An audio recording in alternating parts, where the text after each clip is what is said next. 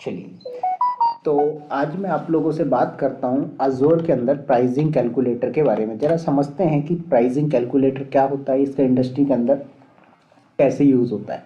ठीक है, तो देखो सबसे पहले तो ये समझो कि प्राइसिंग कैलकुलेटर एक्चुअल में है क्या। ये अज़ोर का एक अपना खुद का टूल होता है। ठीक है, इस प्राइसिंग कैलकुलेटर का यूज़ करके हम लोग जो है तो हमारे किसी भी रिसोर्स की प्राइसिंग चेक कर सकते हैं, एक एस्टीमेट बना सकते हैं कि भाई अगर हमने इस कैपेसिटी का रिसोर्स कॉन्फ़िगर किया, क्रिएट किया, तो क्या चार्जेस होंगे। तो अज़ोर बोलता है कि भाई आप कोई भी रिसोर्स है, फॉर एग्जांपल ये आपका अज़ोर का अकाउंट हो गया। इस अज़ोर अकाउंट के अंदर आपका सब्सक्रिप्शन होगा, राइट। सब्सक्रिप्शन के अंदर क्या करेंगे, आप रिसोर्स ग्रुप क्रिएट करेंगे। तो आप इस रिसोर्स ग्रुप के अंदर जब कोई रिसोर्स बनाते हो, सपोज दैट आपने एक वीएम बना दिया, वर्चुअल मशीन आपने जब क्रिएट किया, तो इस वर्चुअल मशीन का जो साइज़ है वो कितना है। ठीक है, जैसे होता है आपने देखा था DS1 DC2 ऐसे करके अलग अलग डिफरेंट डिफरेंट साइज़ के आपको वर्चुअल मशीन मिल रहे थे। अब वर्चुअल मशीन के बाद आपका ऑपरेटिंग सिस्टम कौन सा यूज़ हो रहा है, इस पे भी प्राइसिंग मैटर करेगा। ठीक है, फिर उसके बाद आपका रीज़न कौन सा है, वो भी प्राइसिंग मैटर करेगा। तो सारे फैक्टर्स आप चूज़ करोगे और चूज़ करने के बाद इसकी एक फाइनल एस्टिमेटेड क्या प्राइसिंग होगी पर आवर के हिसाब से, ये आपको कैलकुलेट करके दे देगा। तो इसी को अगर आप कैलकुलेट करना चाहते हो तो आपको यूज़ करना पड़ेगा प्राइसिंग कैलकुलेटर। तो सारे क्लाउड प्रोवाइडर अपना अपना प्राइसिंग कैलकुलेटर देते हैं। अगर आप AWS की बात करोगे तो AWS के अंदर जाएंगे तो वहाँ पर आपको मिलेगा AWS प्राइसिंग कैलकुलेटर। तो AWS के रिसोर्सेज की एस्टिमेटेड प्राइसिंग आप निकाल सकते हो कि भाई इन फ्यूचर में जब आप यूज़ कर रहे हो तो कैसे प्राइसिंग निकालोगे या कितना कॉस्ट आएगा, ये चीज़ आप बता सकते हो। ऐसे ही अज़ोर वाला अपना प्राइसिंग कैलकुलेटर देता है। फिर अगर मैं बात करूँ GCP की, तो GC वाला अपना प्राइसिंग कैलकुलेटर देता है। तो कहने का मतलब ये है कि सारे लोग अपना अपना प्राइसिंग कैलकुलेटर देते हैं। जब आपको प्रोजेक्ट पे काम करना होता है तो आप सबसे पहले यहाँ पर प्राइसिंग कॉन्फ़िगर करते हो। कॉन्फ़िगर इन द सेंस कि भाई आपको कितना कॉस्ट आएगा, ये आपको क्लाइंट को बताना है। फॉर एग्जांपल मैं आपका क्लाइंट हूँ, ठीक है। अब मैं आया और मैंने आपको एक रिक्वायरमेंट बताई कि भाई मैं एक एप्लीकेशन बनवाना चाहता हूँ। आपने पूछा क्या एप्लीकेशन है, मैंने बोला मेरा एप्लीकेशन जो है वो ऑनलाइन ग्रॉसरी का है। ठीक है, जिसमें मैं वेजिटेबल्स वगैरह जो भी चीज़ है वो सारा ग्रॉसरी का आइटम मैं सेल करूँगा ऑनलाइन। आपने बोला ठीक है, बन जाएगा। आपने मेरा एप्लीकेशन बनाने की बात डन कर दिया, क्या क्या रिक्वायरमेंट्स होंगे सब बता दिया आपने। अब बात आई, मैंने बोला भाई प्राइसिंग, तो आप ऐसा नहीं बोलोगे कि भाई वो तो हम जब बनाएंगे तब पता लगेगा। एक एस्टिमेटेड आप बताओगे कि भाई देखो हम आपको कैलकुलेट करके बता दे रहे हैं, हम इतनी सर्विसेज यूज़ करेंगे, इस सर्विस का इतना चार्ज होगा, इसका इतना चार्ज होगा, और हमारा जो कंसल्टेशन चार्ज बोल दो या सपोर्ट चार्ज है वो अलग होगा, बट ये प्राइसिंग इतनी आ जाएगी आपकी। तो फिर सामने वाले क्लाइंट को जब लगेगा कि नहीं यार ये प्राइसिंग मेरे लिए रीजनेबल है, तो बंदा आपको डन करेगा, एग्रीमेंट करेगा प्रोजेक्ट के साथ, अदरवाइज नहीं करेगा। जैसे आप लोग किसी भी चीज़ के लिए जाते हो, आप कार का क्वेटेशन बनवा लीजिए, बाइक का क्वेटेशन बनवा लीजिए, या फिर आपका कोई हाउस कंस्ट्रक्शन होना उसका एक एस्टीमेट बनवा लीजिए, सबका आपको एक लगभग जो प्राइसिंग है वो आपको मिल जाएगी। 2-4 रुपए ऊपर नीचे हो जाएगा वो अलग बात है, लेकिन एक आपको एस्टिमेटेड पता लग जाएगा कि कितने तक में आता है।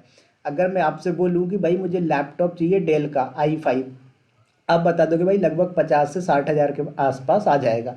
अब i5 में भी अलग अलग है भाई, आपको i5 में कौन सी जनरेशन का चाहिए, कौन सा प्रोसेसर चाहिए, कितना रैम चाहिए, राइट, कितनी SSD चाहिए, उसके हिसाब से उसका प्राइसिंग ऊपर नीचे हो जाएगा। बट एक एस्टिमेटेड अगर आपसे कोई पूछेगा तो आप आंख बंद करके बता सकते हो ना कि भाई डेल का i5 जो है वो 50 से 60 हज़ार के बीच का आता है। तो ऐसे ही है कि अजोर का कोई भी रिसोर्स आप बनाओगे तो उसकी प्राइसिंग कितनी होगी, एस्टिमेटेड कैलकुलेशन आपको देनी होगी। तो एस्टिमेटेड जब प्राइसिंग कैलकुलेट करना होगा तो आप यूज़ करोगे प्राइसिंग कैलकुलेटर। ठीक है, तो इसके लिए आप जाओगे azure.microsoft.com के अंदर, वहाँ पर आपको प्राइसिंग कैलकुलेटर मिल जाएगा। या फिर आप डायरेक्ट यहीं पर गूगल में आइए और यहीं पर सर्च कर लीजिए। यहाँ पर आप सर्च करें अजोर, देखो प्राइसिंग कैलकुलेटर, मैंने सिर्फ PR लिखा था, इतने में ही आ गया। तो ये अजोर का प्राइसिंग कैलकुलेटर है, यहाँ पर आएंगे आप और ये आपको दिखा रहा है, ठीक है, कि कौन सा रिसोर्स का आपको यूज़ करना है। देखो बता रहा है वर्चुअल मशीन चाहिए क्या आपको, स्टोरेज अकाउंट की रिक्वायरमेंट है क्या, अजोर का SQL डेटाबेस नीड है क्या, या फिर अजोर कुबरनेटिस सर्विस का प्राइसिंग देखना चाहते हो आप, या फिर आप जो है तो अजोर का कॉस्मोस डीबी यूज़ करना चाहते हो, या ऐप सर्विस यूज़ करना चाहते हो, या अजोर फंक्शन यूज़ करना चाहते हैं, या फिर अजोर का कॉस्ट मैनेजमेंट एंड बिलिंग का प्राइसिंग देखना चाहते हो, किस सर्विस का देखना चाहते हो। अब ये तो आपके फीचर्ड सर्विस है। फीचर्ड सर्विस का मतलब होता है कि टॉप रेटेड सर्विसेज, मतलब जो ज़्यादा यूज़ हो रही हैं। उसके अलावा आपने बोला नहीं कंप्यूट पे जाना है, कंप्यूट में वर्चुअल मशीन आता है, वर्चुअल मशीन स्केल सेट आता है, ऐप सर्विस आता है, अजोर सर्विस फैब्रिक आता है, अजोर कंटेनर इंस्टांस आते हैं। ये इतनी सारी सर्विसेज आ गई जो कि आपके कंप्यूट का पार्ट हो गई। नेटवर्किंग में आ जाइए तो बोल रहा है कि वीनेट का प्राइसिंग कितना होगा, आपको ये देखना है क्या, या वीनेट जो है उसका मैनेजर जो होता है वीनेट सेंट्रल मैनेजर, उसका प्राइसिंग देखना है, लोड बैलेंसिंग की प्राइसिंग देखना है, एप्लीकेशन गेटवे की प्राइसिंग देखना है, वीपीएन गेटवे का प्राइसिंग देखना है, अजोर डीएनएस का प्राइसिंग देखना है, या फिर ट्रैफिक मैनेजर का प्राइसिंग देखना है, अजोर डी डैश, कौन सी सर्विस है भैया वो जिसका प्राइसिंग आपको देखना है, यहाँ से चूज़ कर लो। स्टोरेज में आ जा बोल रहा है, स्टोरेज अकाउंट का देखना है, या उसके बाद अजोर नेट ऐप फाइल्स देखना, किसका देखना है आपको। तो जिस भी चीज़ का आपको देखना हो आप कर सकते हो। फिर अजोर डेटा शेयर का देखना है, सब आपके पास मिल जाएगा। फिर यहाँ पर मैनेज डिस्क का बोल रहा है, तो जैसे मैं इसका डिस्क का ओपन करता हूँ, ठीक है, तो ओपन करके नहीं आ रहा क्या, चलो ये नहीं आ रहा, तो मैं अभी एक काम कर रहा हूँ, अभी मैं आपको ये मैनेज डिस्क वाले का ही दिखाता हूँ, ठीक है। Pricing managed disk added, view पे क्लिक करो, आपको रिडायरेक्ट करके लेके आ गया, ठीक है। बोल रहा है कि वो रीज़न मुझे बताइए जिस रीज़न में आप अपना मैनेज्ड डिस्क बनाते हो, ठीक है। अभी हम बात करेंगे मैनेज डिस्क का ही टॉपिक आज अपन डिस्कस करेंगे। तो बोल रहा है कि रीज़न बताइए, तो आप यहाँ से रीज़न चूज़ कर लीजिए कि भैया किस रीज़न में। देखो इतने सारे रीजन्स हैं, Africa, Asia Pacific, Asia Pacific में East Asia, South East Asia है, ऑस्ट्रेलिया, उसके बाद आपका अजोर गवर्नमेंट है, उसके बाद Belgium, Brazil, Canada, Europe, France, Germany, India. मैं ले लेता हूँ सेंट्रल इंडिया, ठीक है। फिर बोल रहा है कि टीयर, मतलब जो आपका डिस्क लोगे ना, जो स्टोरेज है भाई वो कौन सा होगा, क्या स्टैंडर्ड एचडीडी लोगे, या स्टैंडर्ड एसएसडी लोगे, या प्रीमियम एसएसडी लोगे, या प्रीमियम एसएसडी V2 लोगे, या अल्ट्रा डिस्क लोगे। सबका प्राइसिंग अलग मिलेगा आपको, ठीक है। देखो मैं अभी क्या कर रहा हूँ, स्टैंडर्ड एचडीडी लेके चल रहा हूँ। उसके बाद बोल रहा है साइज़ बताओ कितना साइज़ लेना है, 32 GB, 500 प्रोविज़न IOPS, अभी हम बात करेंगे सब IOPS वगैरह क्या होता है। फिर 64 GB कितना चाहिए आपको, देख रहा है बोल रहा है 32,767 GB तक का आपको मिलेगा। तो मैंने बोला भैया अभी हम गरीब आदमी हैं, 32 GB तक ही ले लेते हैं, ठीक है। पूछ रहा है अच्छा 32 GB की कितनी वर्चुअल सॉरी डिस्क चाहिए, कितनी वर्चुअल डिस्क आपको चाहिए, तो मैंने बोला एक ही चाहिए। बोल रहा है स्टोरेज ट्रांजेक्शन, ठीक है, तो ये बोल रहा है 100, तो आपने यहाँ पर ले लिया। फिर स्नैपशॉट भी लेना है क्या, नहीं हमने बोला नहीं, तो उसके बाद यहाँ पर दिखा दिया कितना आ रहा है प्राइसिंग आपका, $1.74। मैंने बोला नहीं ये करेंसी मुझे इंडियन में चाहिए, तो आप क्या करो यहाँ पर सिलेक्ट करें और यहाँ पर आपको INR दिख जाएगा, इंडियन रुपीज़। कितना बन रहा है आपका, 90 रुपये में आपको 32 GB का स्टोरेज मिल जाएगा 1 मंथ के लिए। कितने टाइम के लिए मिलेगा, 1 मंथ के लिए, समझ में आए। तो ये तो आपने बात किया किसकी, आपके स्टोरेज की, जिसे हम लोग डिस्क बोलते हैं, ठीक है। वर्चुअल डिस्क भी बोलते हैं कई लोग, और कई लोग इसको मैनेज डिस्क भी बोलते हैं। तो आपको जो सूटेबल लगे बोल दो, नो प्रॉब्लम, बट इंटरव्यू में सही टर्म्स यूज़ करें आप। तो यहाँ पर आपने देख लिया। अब इसी तरीके से मैं बोलता हूँ नहीं मुझे 32 GB की जगह पे यहाँ पर 64 GB चाहिए। देखो कितना बता रहा है, 302 रुपये, ठीक है। उसके बाद यहाँ पर आप SSD पे आ जाइए, ठीक है। तो SSD पे आपको बता रहा है कि भैया 32 GB 4 GB कितना चाहिए। तो यहाँ पर मैंने बोला कि मुझे 5 GB 4 GB कितना चाहिए, सॉरी 5 GB नहीं है, 4 GB 8 GB 16 32 जो भी है, मैंने बोला 8 GB चाहिए। बोल रहा है कि इसका क्या है, इसका प्राइसिंग बोल रहा है 8 GB का इतना आएगा, 77 रुपये 38 पैसे एक महीने का। ऐसे ही मैंने बोला नहीं मुझे यहाँ पर जो है तो प्रीमियम SSD की रिक्वायरमेंट है। तो प्रीमियम SSD का प्राइसिंग कितना बोल रहा है, 475 रुपये। अब बात आती है कि सर ये कौन सा वाला बेटर होता है, कब कौन सा चूज़ करना है, ये सब मैं आपसे बात करूँगा। तो अभी इतना समझ में आया कि प्राइसिंग अगर आपको निकालनी हो एक एस्टिमेटेड प्राइसिंग, तो आप कैसे निकाल सकते हो। यस और no, Rizwan sir, Sameer sir and Farooq sir. चलिए अभी यहाँ पर आ जाते हैं कंप्यूट पर, ठीक है। मैं एक वर्चुअल मशीन का भी प्राइसिंग दिखाता हूँ कि कितना बनेगा। तो ऐड टू एस्टिमेट पे क्लिक करेंगे और यहाँ पर आपका ऐड होके आएगा, और व्यू पे क्लिक करिए आप। तो यहाँ पर देखो पूछ रहा है कि रीज़न, तो मैं वही रीज़न ले लेता हूँ इंडिया का। Central India. मैंने आपको बताया था कि आपका जो वर्चुअल मशीन का प्राइसिंग है वो ऑपरेटिंग सिस्टम के ऊपर भी डिपेंड करेगा। तो पूछ रहा है कौन सा ऑपरेटिंग सिस्टम लोगे, विंडोज़ लोगे या लिनक्स। मैंने बोला लिनक्स लेंगे। लिनक्स में पूछ रहा है कौन सा लेना है, रेड हैट लेना है, red hat for SAP business application लेना है, या फिर एसक्यूएल सर्वर रेड हैट लेना, कौन सा लेना है, सूजे लेना, उबंटू लेना, कौन सा, इतने सारे दे रहा है। या फिर विंडोज़ लेना है, तो विंडोज़ में तो एक ही होता है, ठीक है। अब विंडोज़ में भी बोल रहा है कि ओएस ओनली लोगे या विस्टॉक लोगे या फिर एसक्यूएल सर्वर लोगे, ठीक है। तो ये आपके पास है, तो आप यहाँ पर ओएस ओनली ले लो। टीयर पूछ रहा है कि भैया आप किस कैटेगरी में लोगे, बेसिक में लोगे या स्टैंडर्ड में। हमने बोला स्टैंडर्ड में ले लेते हैं। फिर कैटेगरी पूछ रहा है यहाँ पर कि compute optimize, general purpose, GPU, high performance compute, memory optimize और स्टोरेज ऑप्टिमाइज। ये कैटेगरी के हिसाब से क्या होता है, आपको इंस्टांस की सीरीज़ और जो कैपेसिटी है वो मिलेगा। तो अभी हमने यहाँ पर ऑल रखा है। फिर बोल रहा है इंस्टांस की सीरीज़ कौन सी लोगे। देखो, तो मैंने आपको बताया था अलग अलग टाइप के इंस्टांस मिलते हैं और सभी की कैपेसिटी अलग होती है। तो देखो बोल रहा है कि भैया आपको AV2 स्टैंडर्ड लेना है, BAS V2 सीरीज़ लेना है, BS सीरीज़ लेना है, कौन सी लेना है। इसके थोड़ा सा जो इंस्टांस की सीरीज़ है, जिसे हम लोग इंस्टांस का टाइप भी बोल सकते हैं, ये थोड़ा सा डिफिकल्ट होता है याद करने में एज़ कम्पेयर टू AWS में ये सिंपल होता है, T2.micro, T3.micro, वो चीज़ होती है, ठीक है। तो यहाँ पर आप चूज़ कर लो। तो मैंने बोला भैया मैं यहाँ पर एक काम करता हूँ, अभी DC कुछ करके अपन लेते थे वो ले लेते हैं, ठीक है। DSC ऐसा कुछ था, देखो एक मिनट।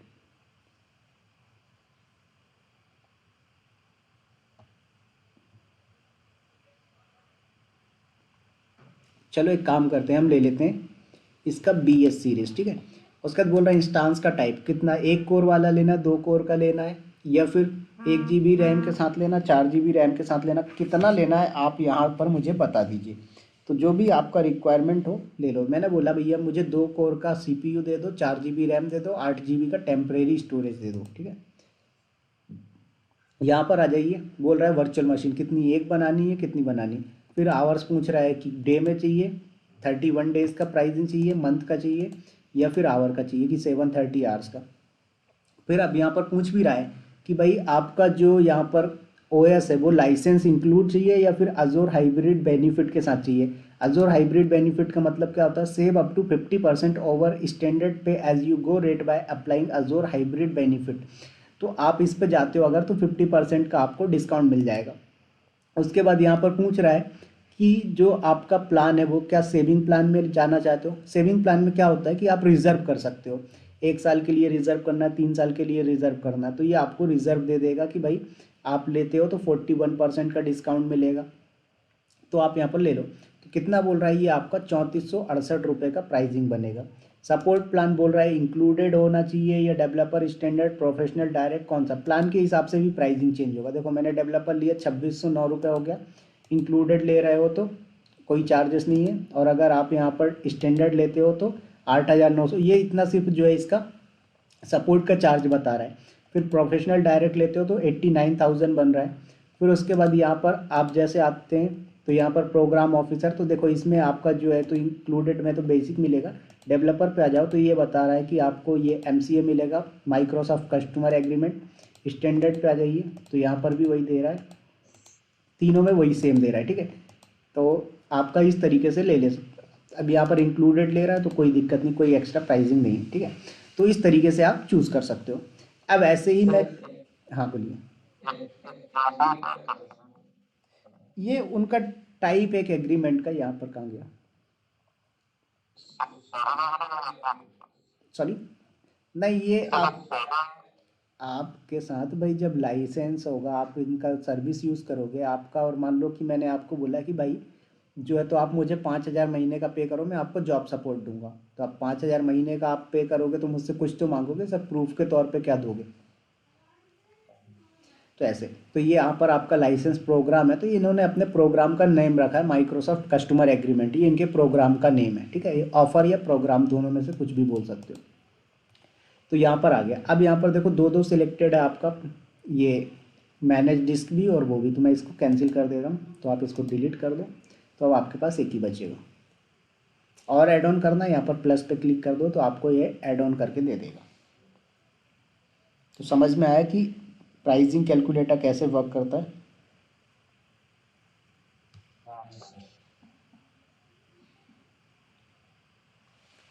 ठीक है, तो वेट करो, ये थोड़ा सा टाइम ले रहा है।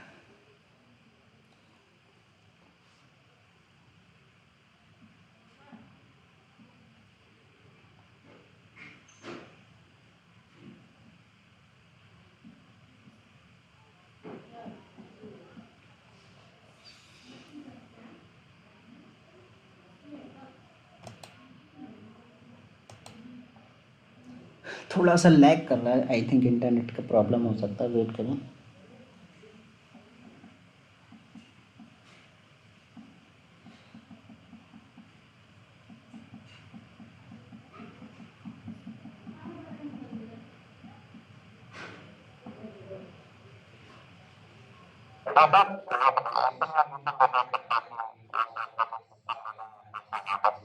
ये सब आपका जो आर्किटेक्ट बंदा होता है, जो सॉल्यूशन आर्किटेक्ट, वो सब डिसाइड करता है। वो आपके एप्लीकेशन की रिक्वायरमेंट के हिसाब से परफॉर्मेंस कितना चाहिए उसको।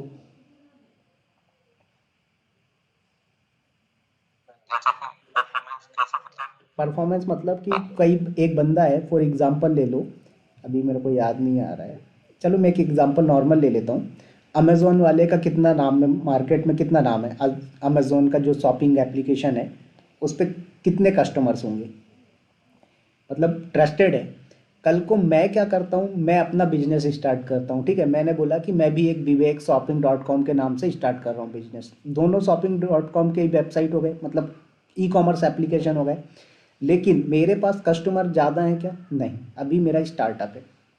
तो मेरे लिए जो एप्लीकेशन डिज़ाइन किया जाएगा उसमें उतनी अल्ट्रा स्पीड की ज़रूरत नहीं है। लेकिन अगर सेम चीज़ अमेज़ोन वालों के लिए करना है तो उनको बहुत फास्ट चीज़ों की ज़रूरत होगी। तो इसके बेसिस पे कि क्लाइंट का क्या रिक्वायरमेंट है, हम कम पैसे में उसको ज़्यादा बेटर फीचर दे सकें, तो ये सब सॉल्यूशन आर्किटेक्ट बंदे का काम होता है।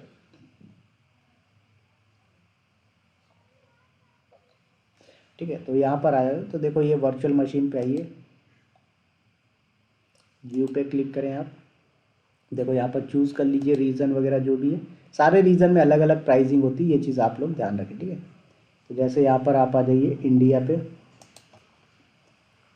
ओएस चूज़ कर लो, टीयर चूज़ कर लीजिए, कैटेगरी में आप आ जाइए। तो जैसे मैं कंप्यूटर ऑप्टिमाइज लेता हूँ, तो देखो कंप्यूटर ऑप्टिमाइज में जो है तो आपको ये मिल रहे हैं। और अगर मैं जनरल पर्पस में लेता हूँ तो जनरल पर्पस में ये आते हैं। अगर मैं जीपीयू लेता हूँ तो ये आते हैं। हाई परफॉर्मेंस कंप्यूट लेता हूँ ये, तो जैसे देखो ये हाई परफॉर्मेंस कंप्यूट लिया, इसका मतलब ये बहुत फास्ट वाले जो आपके सर्वर होंगे वो आपको मिल रहे हैं। तो देखो HB 120 मिल रहा है मेरे को, मैं इसी को लेके चल रहा हूँ अभी, ठीक है। प्राइसिंग में इसका आपको इंडियन रुपीज़ में दिखाता हूँ। देखो कितना आ रहा है, 6,93,000 रुपये। कितना टाइम का? सिर्फ और सिर्फ आपके 730 घंटे का। 730 घंटे बोले तो अगर मैं इसको कैलकुलेटर से डिवाइड करूँ तो मेरे हिसाब से ये 1 मंथ के आसपास, 30 डेज़ या 29 डेज़ ऐसा कुछ का होगा। 730 आवर्स डिवाइडेड बाय 24, 30 दिन का, मतलब 30 दिन का इतना प्राइसिंग आ गया, कितना? 6,93,000।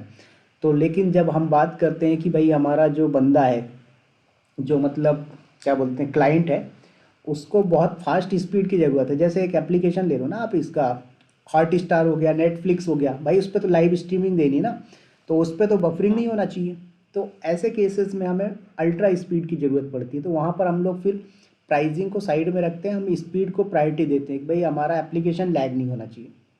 अब इसमें देखो और भी डिस्काउंट चाहिए ना, अभी 6,93,000 आ रहा है, मैं 1 साल के लिए रिजर्व कर देता हूँ, 6,10,000 आ गया, 3 साल रिजर्व कर दो और आ जाएगा, 5,28,000 आ गया। तो ये डिस्काउंट मिल जाता है जब आप रिजर्व कर लेते हो।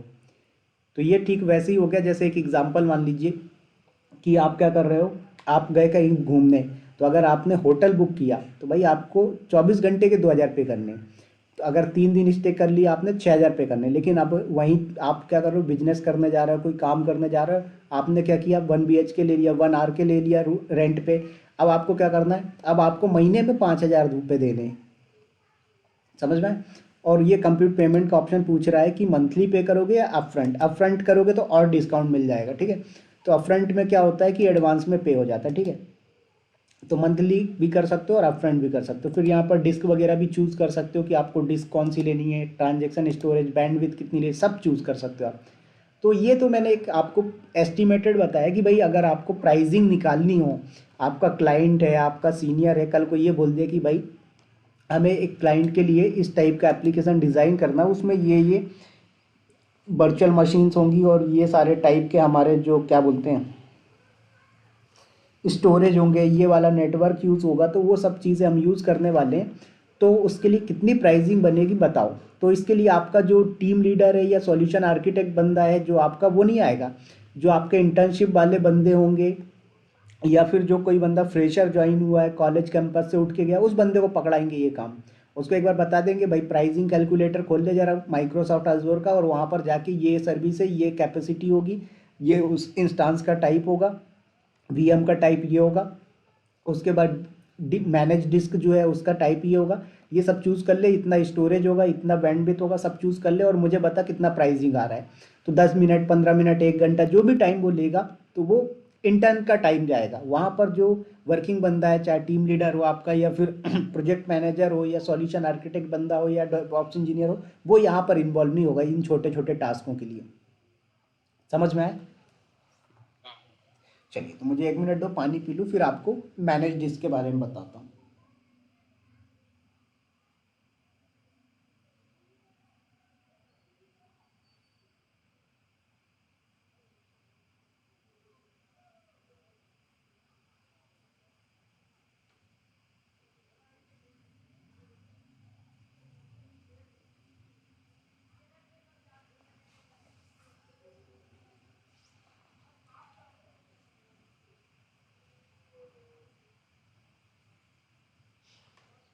चलिए, तो मैं आप लोगों से बात कर रहा हूँ किसके बारे में, अजोर के अंदर मैनेज डिस्क के बारे में। किसके बारे में बात कर रहा हूँ मैं? Manage disk. ठीक है, जरा समझते हैं मैनेज डिस्क होता क्या है।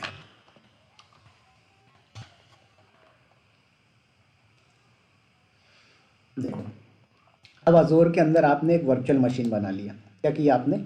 अजोर के अंदर आपने एक वर्चुअल मशीन बनाया।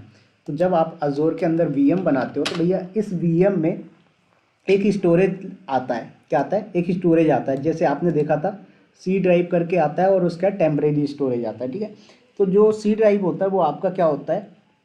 मैनेज डिस्क होता है। ठीक है, अब मैं इसको थोड़ा सा आपकी डेली लाइफ से रिलेट कर देता हूँ। भाई आप लैपटॉप खरीदते हो या अपना पर्सनल पीसी कंप्यूटर होता है जो आपका, वो परचेस करते हो, उसके अंदर स्टोरेज के लिए कुछ ना कुछ ऑप्शन यूज़ होता है। या तो आप हार्ड डिस्क यूज़ कर रहे होते हैं या एसएसडी यूज़ कर रहे होते हैं। तो वो जो हार्ड डिस्क या एसएसडी होती है उसी को हम लोग अजोर के अंदर बोलते हैं मैनेज्ड डिस्क। क्या बोलते हैं? Managed disk. ठीक है, यही चीज़ अगर आप AWS क्लाउड पे जाते हो तो हम इसे बोल रहे होते हैं ईबीएस वॉल्यूम। क्या बोल रहे होते हैं? EBS volume. ठीक है, तो यहाँ पर मैनेज डिस्क की बात कर रहे हैं हम लोग। तो मैनेज डिस्क जो है वो एक ब्लॉक स्टोरेज सर्विस होती है जो अजोर के वीएम के साथ अटैच होती है। ठीक है, इसमें स्टोरेज अकाउंट मैनेज करने का हेडेक नहीं होता। अजोर खुद अवेलेबिलिटी, स्केलिंग, ड्यूरेबिलिटी हैंडल करता है।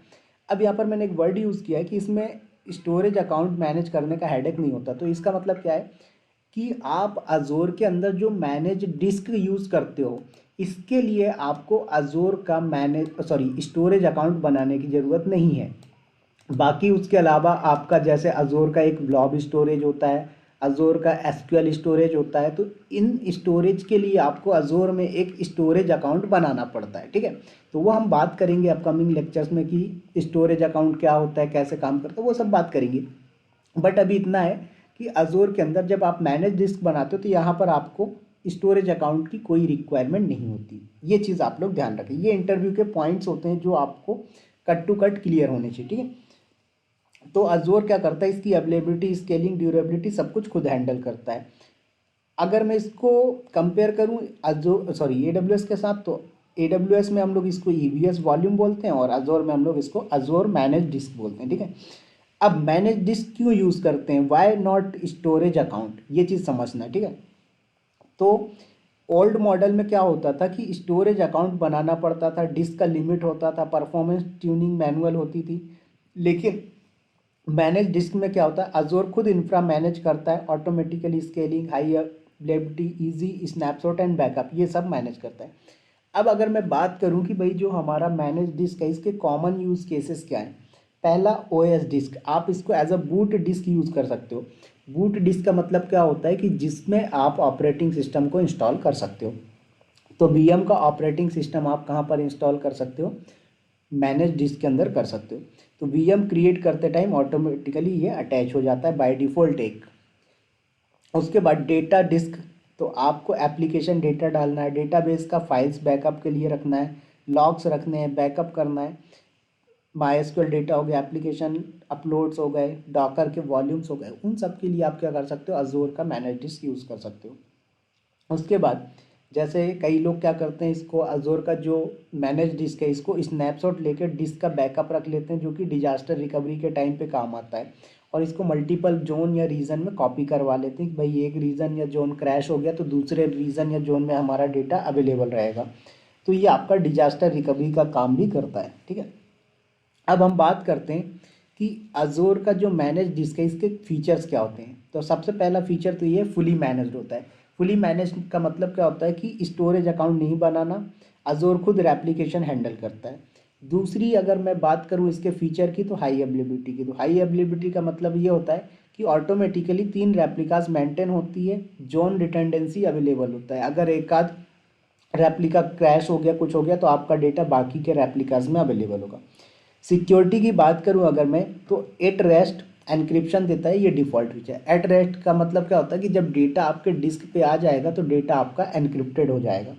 दूसरा कस्टमर मैनेज्ड की, जिसे हम लोग CMK बोलते हैं, सपोर्ट मिलता है, प्राइवेट एक्सेस भी आप इसको कर सकते हो। उसके बाद स्नैपशॉट की बात करें तो पॉइंट इन टाइम बैकअप ले सकते हो, न्यू डिस्क क्रिएट कर सकते हो स्नैपशॉट से। तो ये सब फीचर्स आपके कहाँ मिल रहे हैं, अजोर डिस्क के अंदर मिल रहे हैं, ठीक है, मैनेज डिस्क के अंदर। अब बात करते हैं हमारा जो अजोर मैनेज डिस्क है इसके कुछ टाइप्स होते हैं। पहला आता है आपका स्टैंडर्ड HDD। क्या आता है, स्टैंडर्ड HDD। नंबर 2 पे आता है आपका स्टैंडर्ड SSD।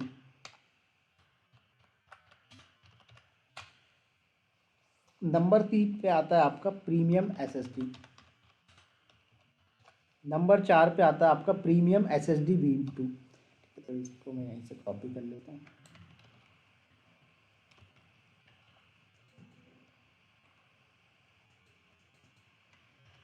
ठीक है, प्रीमियम SSD V2। उसके बाद नेक्स्ट आता है आपका अल्ट्रा डिस्क। सब बात करते हैं, साथ 5 हैं हमारे, पाँचों के पाँचों डिस्कस करते हैं। सबसे पहले मैं बात करता हूँ अगर स्टैंडर्ड HDD की, तो इसमें क्या होता है कि ये सबसे सस्ता पड़ता है, बट इसका परफॉर्मेंस लो होता है, स्पीड स्लो होती है। तो ये चीज़ आप लोगों को भी पता है, आप अपने पर्सनल लैपटॉप या कंप्यूटर में भी यूज़ करते हो HDD और SSD। तो HDD वाला तो डेफिनेटली स्लो होगा SSD से। दैट मीन्स ये है कि आपका स्टैंडर्ड HDD स्लो ही होगा बाकी सबसे। यहाँ पर कोई डाउट नहीं होगा, नहीं आता है, बता रहा हूँ कहाँ यूज़ होगा, ठीक है। तो जब आपको लॉग्स स्टोर करने हो तब आप HDD का यूज़ कर लीजिए, बैकअप स्टोरेज करना हो तो आप HDD का यूज़ कर लो, या रेयर एक्सेस करने वाला जो डेटा हो उसको रखना हो तो आप स्टैंडर्ड HDD यूज़ कर लीजिए। नंबर 2 पे आता है, हाँ, रेयर मतलब, रेयर एक्सेस मतलब बहुत कम एक्सेस होता हो डेटा। जैसे मैं एक एग्जांपल दूं कि भाई आपकी शादी हो गई, ठीक है, आपकी शादी का वीडियो है, उसको डेली तो नहीं देखोगे ना, स्टार्टिंग में 2-4 दिन देखोगे, उसके बाद क्या करोगे, रख दोगे। कभी रिश्तेदार आ गया गांव से, फूफा आ गए, बुआ आ गई, उनको बोला गया चलो देख लो भाई हमारी शादी में आप आए नहीं थे तो वीडियो ही देख लो। तो वो बहुत रेयर केस हो गया ना, कि जब बहुत कम चांसेस होते हैं एक्सेस होने के, तो ऐसे केस में आप स्टैंडर्ड HDD यूज़ कर सकते हो। समझ में आए।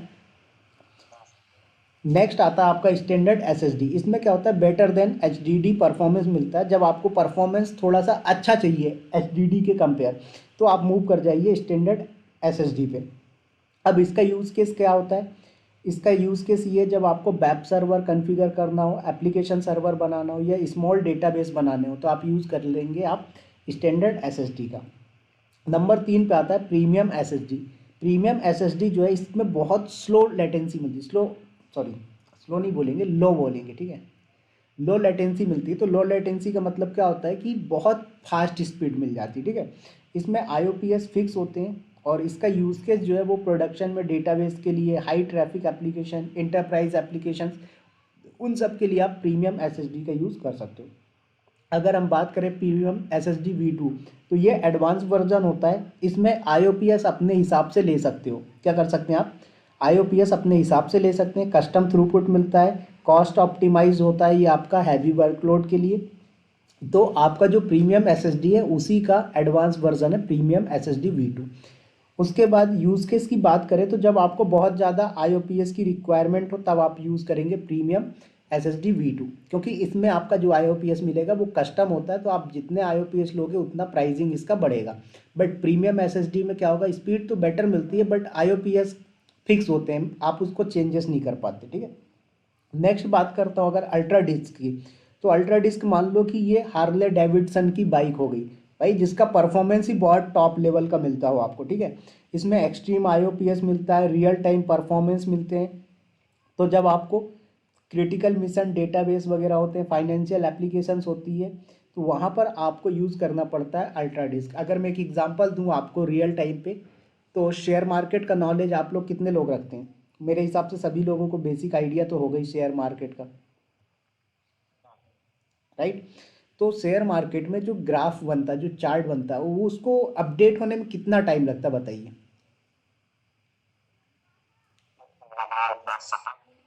5 सेकेंड की मिली सेकेंड लगता है, हर एक सेकेंड से भी कम में लगता है। भाई अगर मैं आपको यहाँ पर दिखा भी दूँ, खुल गया होगा मार्केट तो, क्या तो नाम था,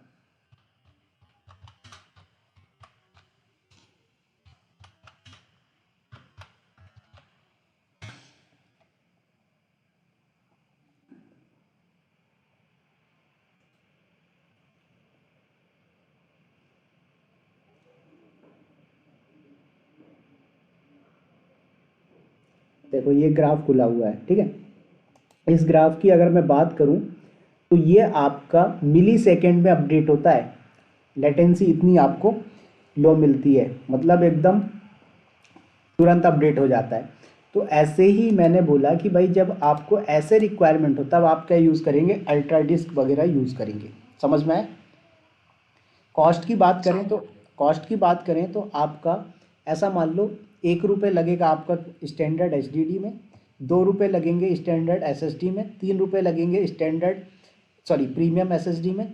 उसके बाद 3 रुपये ही आपका मान लो प्रीमियम एसएसडी में मिलेगा। लेकिन अगर आपने इसमें आईओपीएस ज़्यादा ले लिए तो इसका थोड़ा सा कॉस्ट बढ़ जाएगा। और अल्ट्रा डिस्क की बात करें तो इसमें आपके 4 रुपये लगेंगे।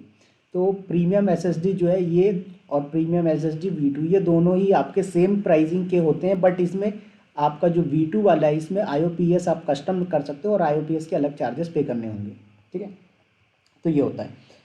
तो यहाँ पर इंटरव्यू में आपका एक क्वेश्चन आंसर बता देता हूँ कि अगर आपसे कोई क्वेश्चन पूछे अजोर के अंदर मैनेज डिस्क क्या होता है, तो सीधा सा बोलना Azure manage disk is a fully manage secure scalable block storage for Azure VM used for OS and application data with multiple performance tier like HDD, SSD, premium and ultra disc.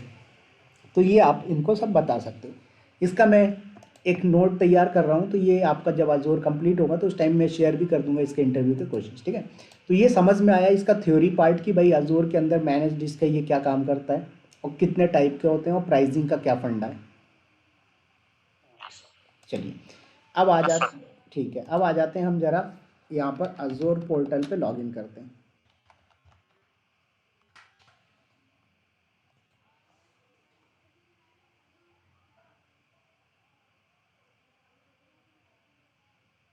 Rizwan से password share नहीं किया आपने?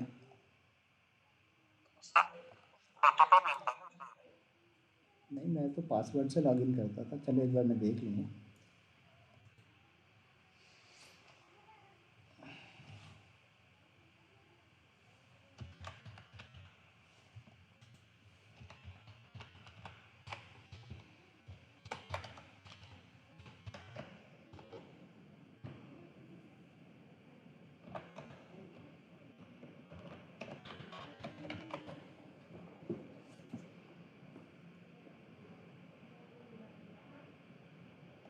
ठीक है, ये OTP मांग रहा है, मेरे में पासवर्ड मांगता था।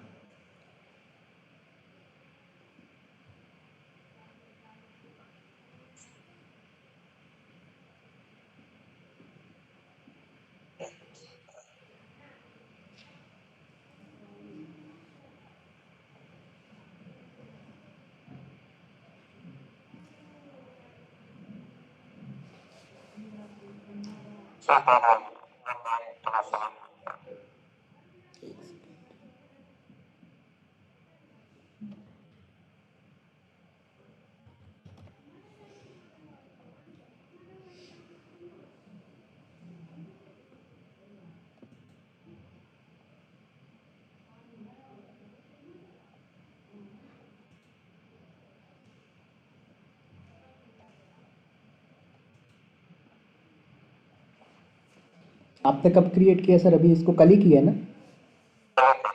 चलिए कोई नहीं, तो अपना काम हो जाएगा इस पर 30 डेज में कंप्लीट ही हो जाएगा सिलेबस। बस वहाँ पर देखो मेरे को पंजाब जाने के बाद क्या होता है, ठीक है। चलो, तो यहाँ पर मैं क्या बोलता हूँ आपको, सबसे पहले तो देख लो भैया आपके पास कोई रिसोर्स ग्रुप है कि नहीं। देखो 17,996 रुपये बचे हुए बता रहा है आपको। तो यहाँ पर रिसोर्स ग्रुप चेक कर लीजिए। तो यहाँ पर आप आ जाइए, रिसोर्स ग्रुप आ नहीं रहा, ये ठीक है। तो यहाँ पर रिसोर्स ग्रुप पे आ जाइए। देखो कोई बना हुआ है क्या? रिजवान करके बना है। मैं क्या करता हूँ, एक नया क्रिएट कर लेता हूँ विवेक के नाम से, ठीक है, या फिर क्लाउड विद विवेक भी दे दूँ, चलेगा, नो प्रॉब्लम। मैं विवेक नाम से रिसोर्स ग्रुप बना लिया। रीज़न ये, इसमें कोई सा भी ले लो आप, जैसे इंडिया का लेना है तो इंडिया का ले लो आप।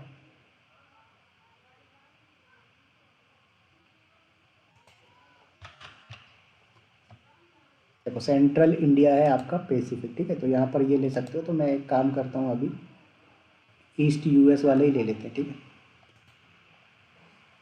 और रिव्यू एंड क्रिएट। तो ये आपका यहाँ पर जो है तो रिसोर्स ग्रुप क्रिएट हो जाएगा, ठीक है। यहाँ पर रिफ्रेश करोगे आप तो आपको दिख जाएगा।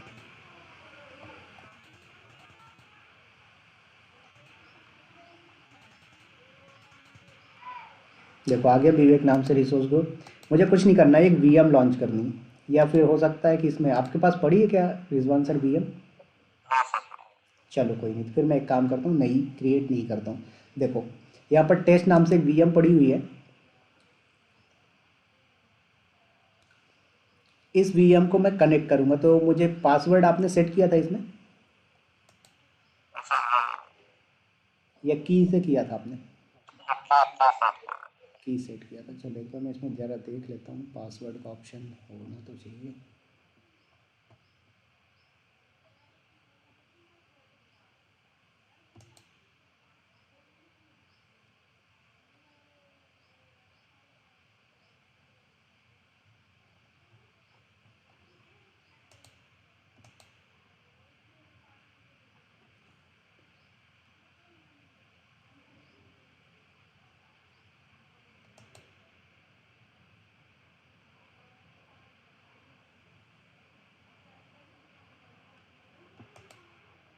चलो मैं नई ही क्रिएट कर लेता हूँ, ठीक है। वो आपने की कर रखा था, की शेयर करनी पड़ेगी। तो क्रिएट पे आएंगे, वर्चुअल मशीन पे,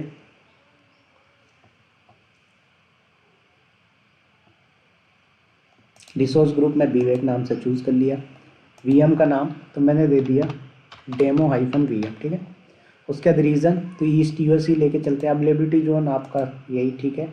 फिर उसके बाद यहाँ पर सब कुछ ठीक है, नो प्रॉब्लम। यहाँ पर देखो सपोर्ट नहीं कर रहा है, तो जो सपोर्टेड है उसको आप ले लो। ऑल साइज पे आ जाइए आप।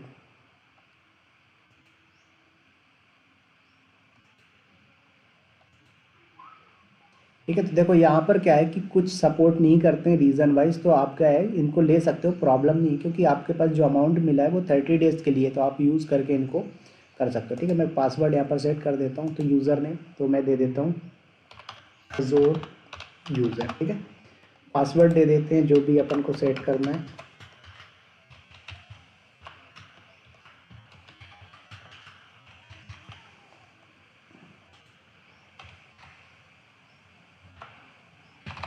चलिए, तो हमने पासवर्ड सेट कर दिया है। उसके बाद यहाँ पर पोर्ट नंबर अलाउ कर दिया। रिव्यू एंड क्रिएट करते हैं, ठीक है। क्या बोल रहा है? Deployment recommendation Azure detected there are other region size and zone recommended that may lead to a high chances of successful deployment to deploy it seamlessly, please adopt any of suggested recommendation, ठीक है। तो ये recommend कर रहा है तो आप उनको कर सकते हो, नो प्रॉब्लम। कर दीजिए आप क्रिएट।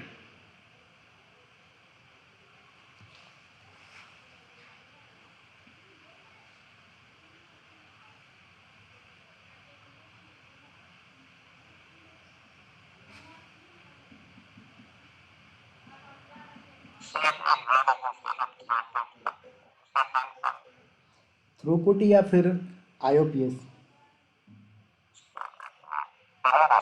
नहीं, मैंने यूज़ तो दोनों किया, थ्रूपुट भी किया, आईओपीएस किया। आपका पूछ रहा हूँ कि आप थ्रूपुट का पूछ रहे हो या फिर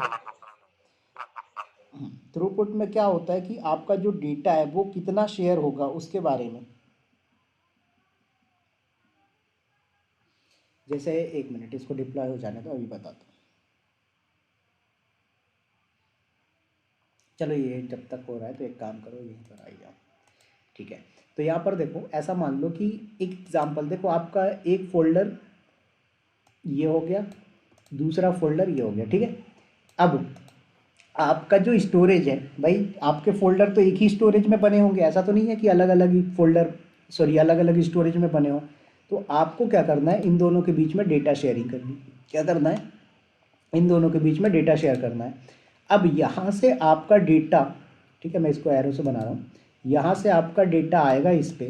तो भाई एक सेकेंड में कितना डेटा आएगा, ठीक है। तो आपका एक सेकेंड में कितना डेटा रीड राइट हो रहा है वो आपका थ्रूपुट कहलाता है, ठीक है। और आईओपीएस का मतलब होता है कि इनपुट आउटपुट पर सेकेंड। तो एक सेकेंड में कितने बार कितना इनपुट आउटपुट होगा वो आईओपीएस हो गया।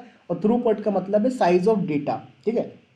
तो थ्रूपुट बताता है सिस्टम के एक सेकेंड में कितने एमबी या जीबी का डेटा ट्रांसफ़र कर सकता है। तो जैसे मैंने बोला कि मेरा थ्रूपुट अगर 5 Gbps है, इसका मतलब ये है कि मेरा जो डेटा ट्रांसफ़र होगा वो एक सेकेंड में 5 GB का डेटा ट्रांसफ़र कर देगा, ठीक है।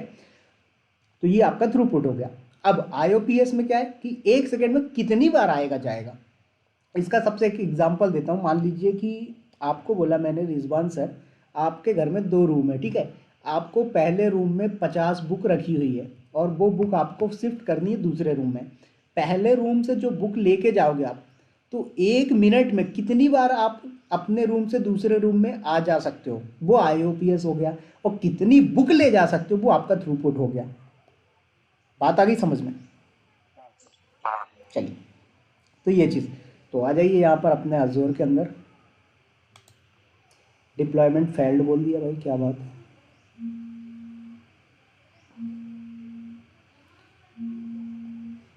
क्या रीज़न हो गया इसमें?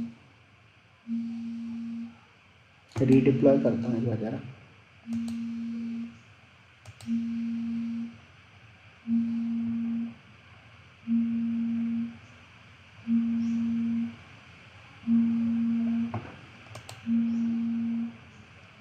एक मिनट रुकिए,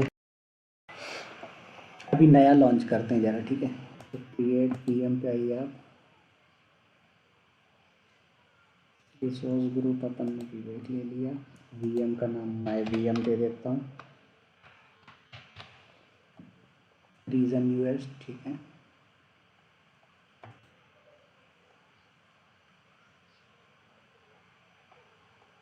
चलो सेंट्रल इंडिया ले लेता हूँ इस बार, देखते हैं सेंट्रल इंडिया में कौन सा मिलता है।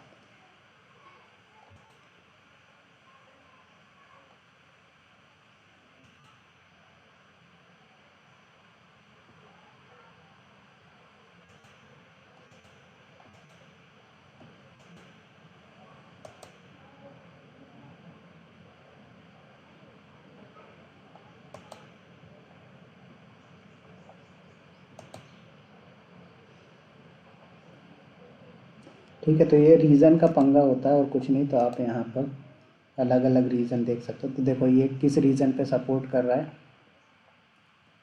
ईस्ट एशिया में सपोर्ट कर रहा है ये रीज।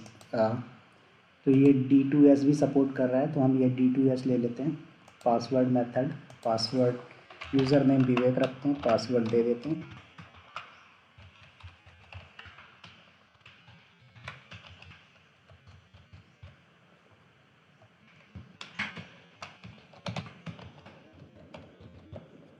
चलिए ठीक है।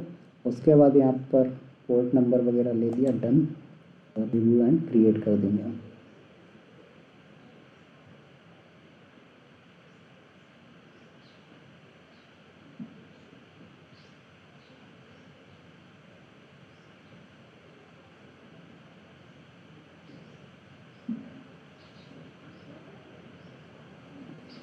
ठीक है, तो कर दीजिए क्रिएट।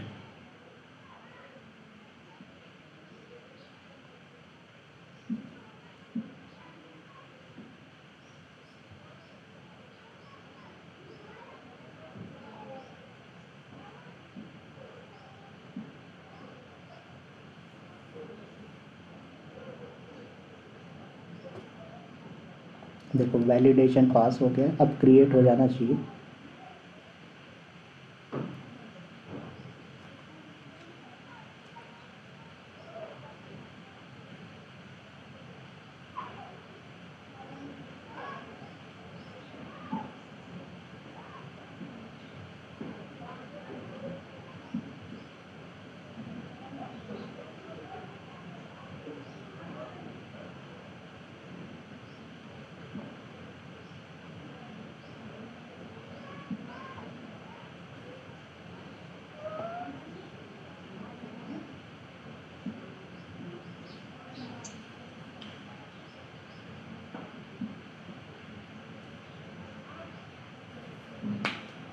काफ़ी टाइम ले रहा है, वेट करिए थोड़ा सा।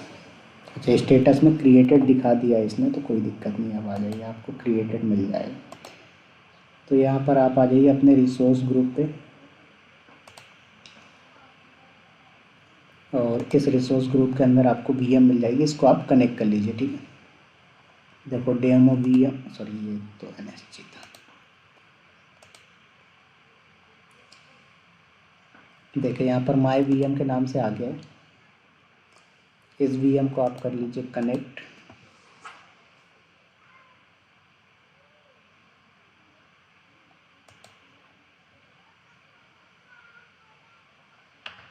तो यहाँ पर मैं पुट्टी पे कनेक्ट करता हूँ इसको।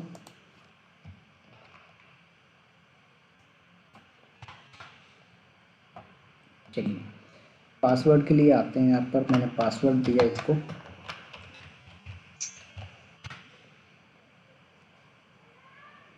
देखो कनेक्ट हो गया। अब यहाँ पर देखो लिनक्स में कमांड होती है आपकी lsblk, तो इससे क्या होता है कि आपके पास कितने स्टोरेज है दिखा रहा है। देखो तो आपके पास ये स्टोरेज दिखा रहा है, ठीक है। df-h करोगे यहाँ से भी आप देख सकते हो।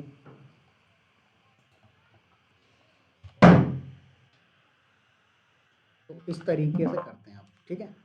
तो यहाँ पर आपको अभी देखो, तो सॉरी lsblk, तो यहाँ पर फॉन्ट का साइज़ थोड़ा सा बड़ा कर लेता हूँ।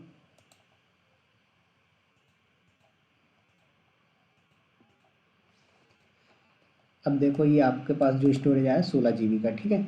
और एक SDA है, एक SDB2, तो आपके पास दो स्टोरेज हैं। तीसरा आपको बनाना है, कुछ नहीं करना है। यहाँ पर आएंगे आप लेफ्ट साइड में, देखो ये डिस्क का ऑप्शन दिख रहा है। वीएम को ओपन करने के बाद ये डिस्क का ऑप्शन दिखेगा। देखो दिखा रहा है आपके पास एक ही डिस्क है, दूसरी कोई भी नहीं है। तो आप क्या कर सकते हो, यहाँ पर create and attach a new disk, तो यहाँ पर आप क्या कर सकते हो, न्यू क्रिएट कर सकते हो। तो देखो पूछ रहा है कि आपका जो डिस्क है उसका नाम क्या रहेगा, तो मैंने बोला न्यू हाइफन डिस्क, तो न्यू डिस्क दे दिया आपने नाम। देखो स्टोरेज का टाइप मैंने आपको जो बताया, सारे ऑप्शंस अवेलेबल है कि कौन सा वाला लेना है। तो अभी हमने बोला प्रीमियम एसएसडी ले लेते हैं। फिर साइज़ पूछ रहा है कितना लेना है, आईओपीएस कितना मिल रहा है, मैक्सिमम 120। फिर थ्रूपुट कितना मिल रहा है, एनक्रिप्शन कैसे लगाना है, दोनों ऑप्शन आपको जो बताए थे वो। फिर उसके बाद होस्ट कैसिंग है, आपको रीड ओनली रखना है या रीड राइट रखना है, तो जो आपको रखना है रख लीजिए। अप्लाई कर दीजिए, आपका क्रिएट होके अटैच हो जाएगा ये, ठीक है। AWS में क्या होता है, आपको क्रिएट करना है, फिर क्रिएट करके अटैच करने का ऑप्शन आता है। इसमें आपको क्रिएट करके अटैच नहीं करना, क्रिएट होते ही ये अटैच हो जाता है।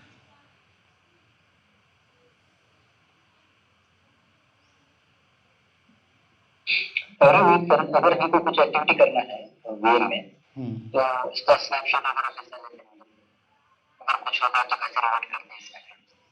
वो सब अपन बात करेंगे, ट्रबल शूटिंग की बात करो ना।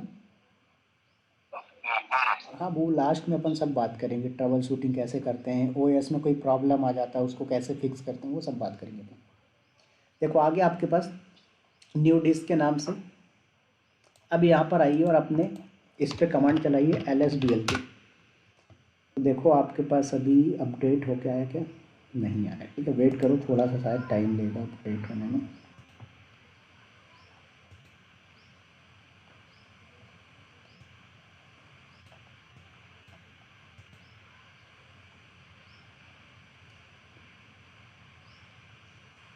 देखो डिस्क का स्टेट जो अटैच्ड है यहाँ पर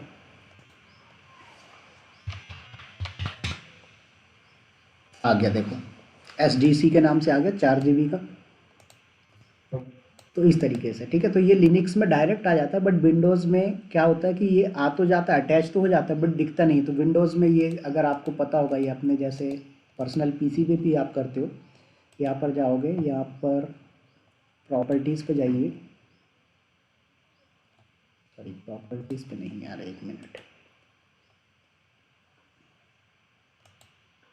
यहाँ पर मैनेज का ऑप्शन दिखता है, ये मैनेज का, ठीक है। मैनेज पे जाएंगे आप, तो यहाँ पर आपको ये डिस्क मैनेजमेंट पे आओगे, फिर यहाँ पर जाके आप वो पार्टीशन वगैरह बनाते हो वो सब। तो देखो मेरे पास दिखा भी रहा है 664 MB अनअलोकेटेड है, तो मैंने इसको यूज़ नहीं किया था, तो ये दिखा रहा है। तो मैं इसको पार्टीशन की तरह बना सकता हूँ। तो सेम चीज़ आपको विंडोज़ पे करना है। तो ये आप लोगों के लिए मैं एक असाइनमेंट दे रहा हूँ कि आप लोग जो है तो इसको एज अ विंडोज़ पे क्रिएट करना, और विंडोज़ पे न्यू डिस्क जो है तो अटैच करना, ठीक है। लिनक्स पे तो मैंने बता ही दिया है कि भाई लिनक्स पे आपको अगर कोई नया डिस्क क्रिएट करके अटैच करना है कैसे कर सकते हो, और तुरंत अपडेट होके आ जाता है। लेकिन यही चीज़ आपको क्या बोलते हैं, विंडोज़ पे करना है तो कैसे करोगे। तो ये आपके लिए मैंने बता दिया, कुछ नहीं, बस सेम चीज़ है, बस एक एक्स्ट्रा एक्टिविटी जो आपको करनी है वो क्या है, ये वाली। यहाँ पर जाएंगे आप और इस पे मैनेज वाले पे जाएंगे, तो ये चीज़, तो ये ऑप्शन थोड़ा सा आप हाथ पैर मारोगे तो आपको मिल जाएगा। समझ में आए? चलिए, ठीक है। तो आज